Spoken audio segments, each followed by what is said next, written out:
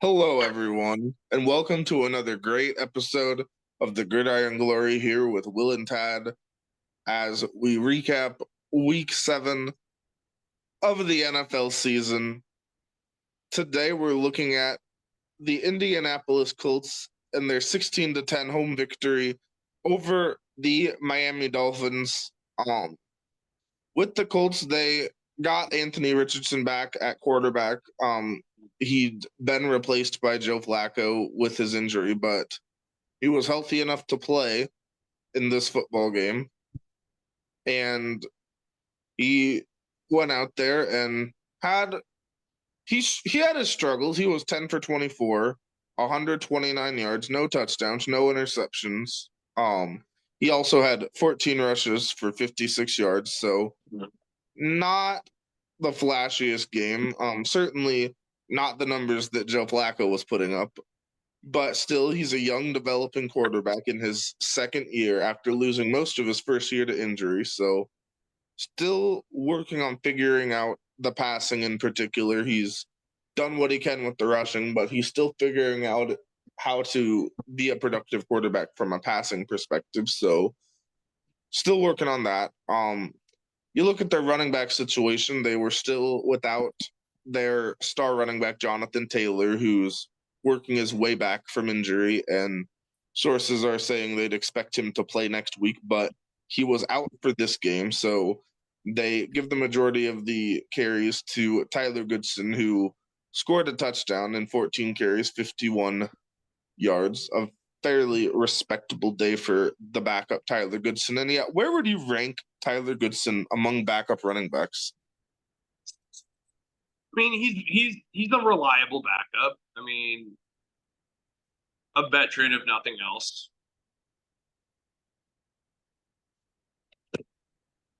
Yeah, you look at Tyler Goodson, definitely a veteran of about 2 seasons, so a very Yeah, quality showing there. you and I have very different definitions of veterans, and We sure do. Tyler Goodson, the running back out of Iowa. I mean, so far this year, 27 carries, 128 yards, scored his the first touchdown of the season. So averaging about 4.7 yards per carry. So a solid enough running back out of Yeah, Iowa. he's certainly done what he could in the reserve role for Taylor, so we'll see if they can keep him somewhat involved when Taylor comes back. But that's going to be an interesting situation to follow. Yeah, their lead receiver was Michael Pittman Jr., 3 catches for 63 yards. So he had almost half of the receiving yards just himself. So I guess that's what you got there.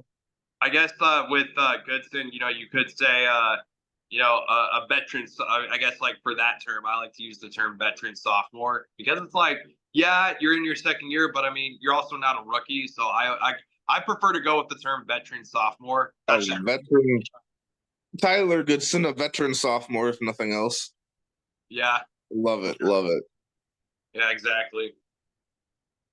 But yeah, a very big game for the Colts defense. Obviously, slowing down Miami. Grant Stewart had a big game with 19 total tackles. Zaire Franklin, 16 total tackles. So those are two players that just went out there, just got involved. They stopped the run, they stopped the pass.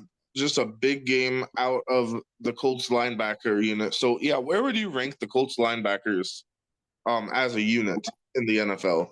As a unit, Tad, I look at these Colts linebackers, and they get the job done. They provide pressure.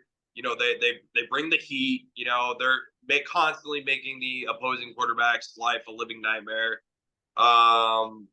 And it's kind of tough right now with that defensive line being out. Probably their best defensive player, really, DeForest Buckner, who isn't playing right now. But still, nonetheless, they're finding ways to get the job done. But I mean, let's be real, Tad. I mean, you're doing this against two, backup quarterbacks. Yeah. Yeah. So you beat two backup quarterbacks. The first backup, I mean, he threw that touchdown, but then The other backup, 8 of 13, only 74 yards.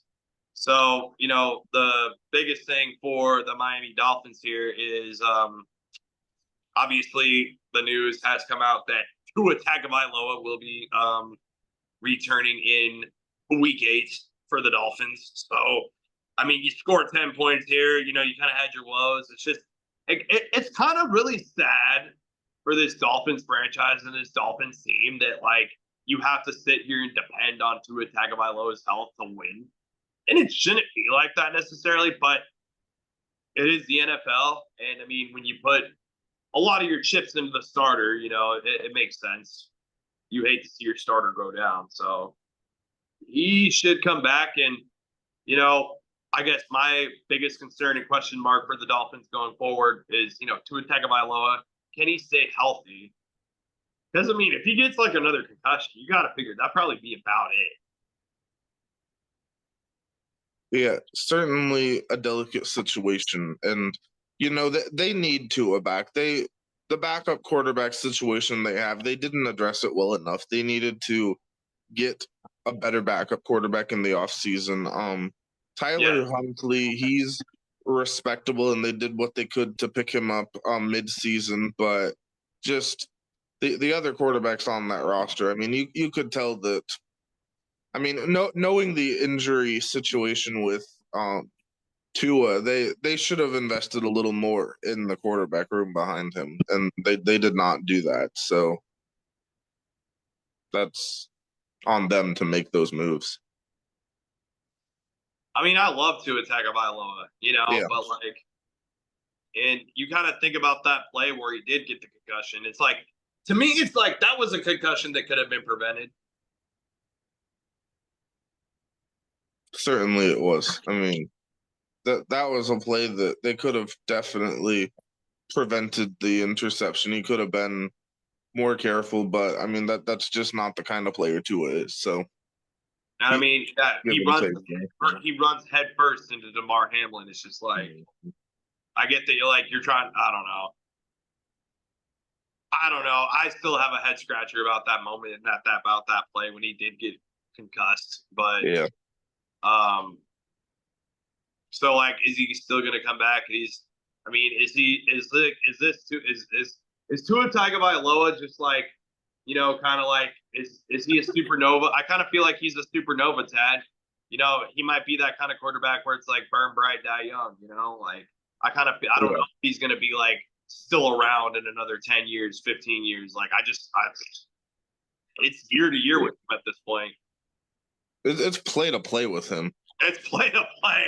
Yeah, I mean, quite literally.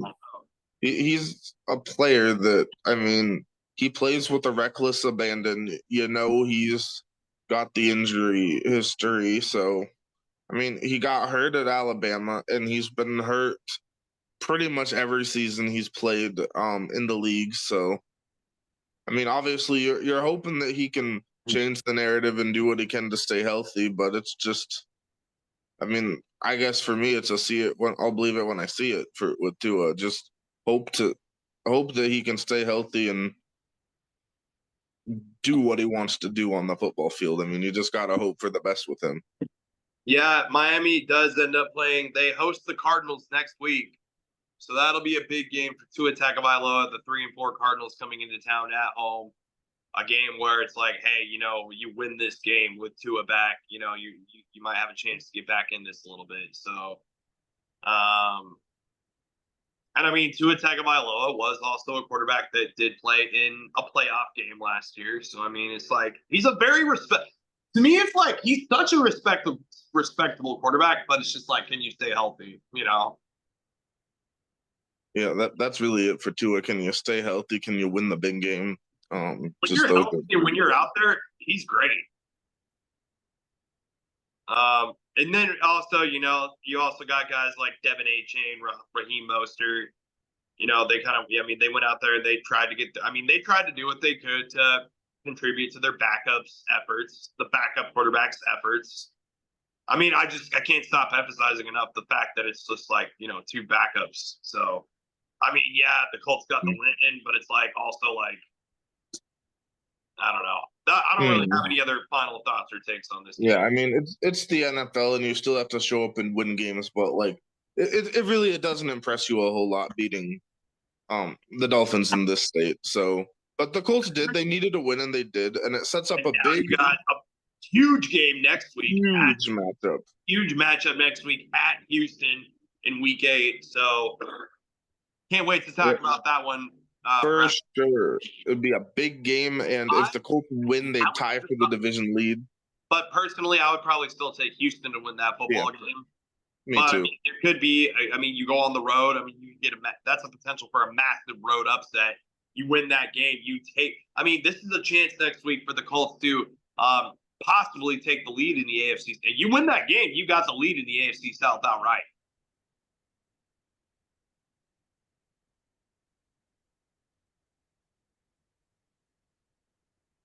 Yes, very much so. That'd be a very big win for them.